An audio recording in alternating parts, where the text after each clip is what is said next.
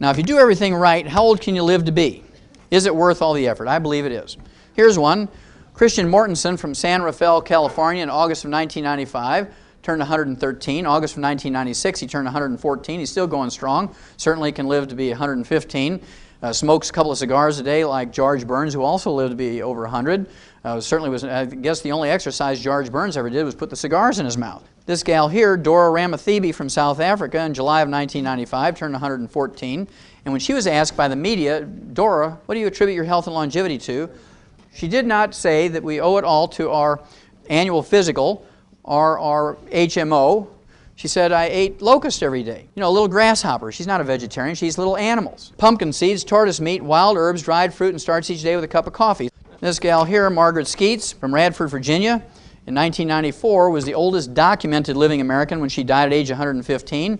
Fell over and fractured her hip. 3 weeks later, she was dead from complications of osteoporosis, a simple calcium deficiency, and we'll talk more about this in a minute. Unfortunately, this is not unusual. 75% of all Americans over the age of 65 who fracture a hip or major leg bone don't live 90 days. They die of pneumonia, pulmonary embolism, stroke, and other complications of that fracture.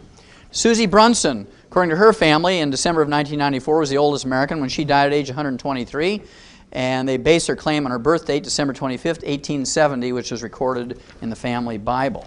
Then this fellow here, Francisco Barrasanueva Chaparina, October 1995. He was from a little town outside of Bogota, Colombia, turned 125. When he was asked by the media, Francisco, what do you attribute your health and longevity to?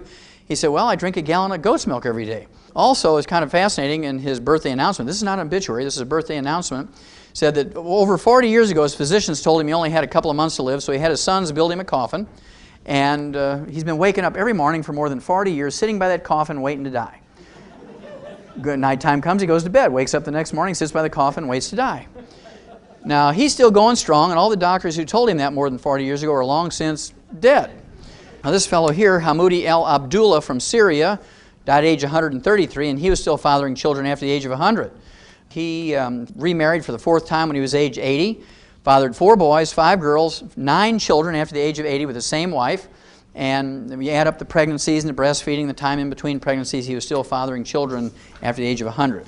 Now, this very next one is my very, very favorite. This gal, Mazumi Dusti from Iran, according to the Rocky Mountain News Wire Services out of Denver and the Iranian News Agency, this was January of 1995. She died at age 161.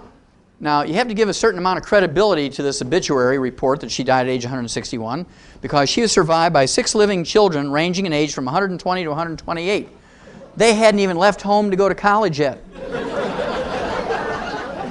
Now, her oldest son, Gholam, said his mother had never visited a doctor nor taken any chemical medications during her life, did take a few herbs.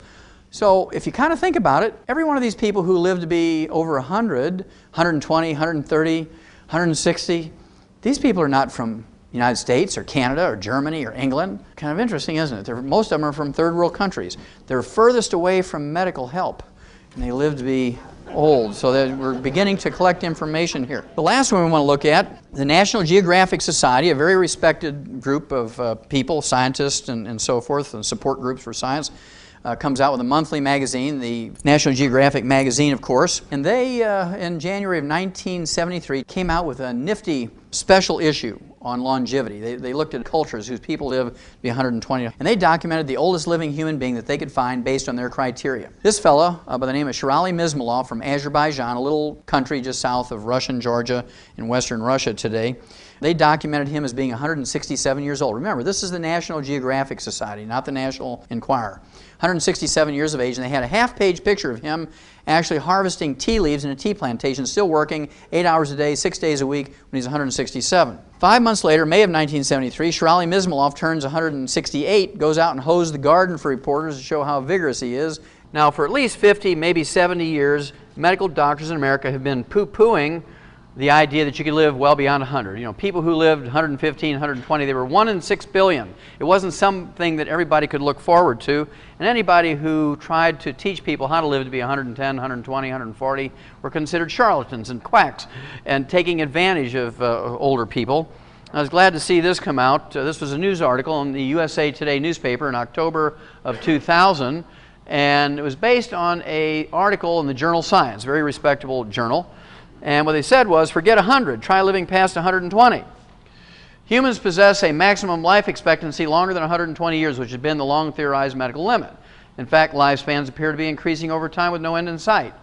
Now, the key part of this is, now that there's no doubt about it, everybody agrees that human beings, including Americans, have the genetic capacity to live well beyond 120. Doctors want to take credit for it. The things that have actually increased our longevity from 45 average lifespan in 1895 to 75.5 today, which is an increase of about 30 and a half years, are sewers and good clean water. Public health things. We don't have cholera and leptospirosis and tuberculosis in our food supply and our water supply anymore. We have meat inspection, we have public water works and things, we have sewers. These are the things that have extended our lifespan.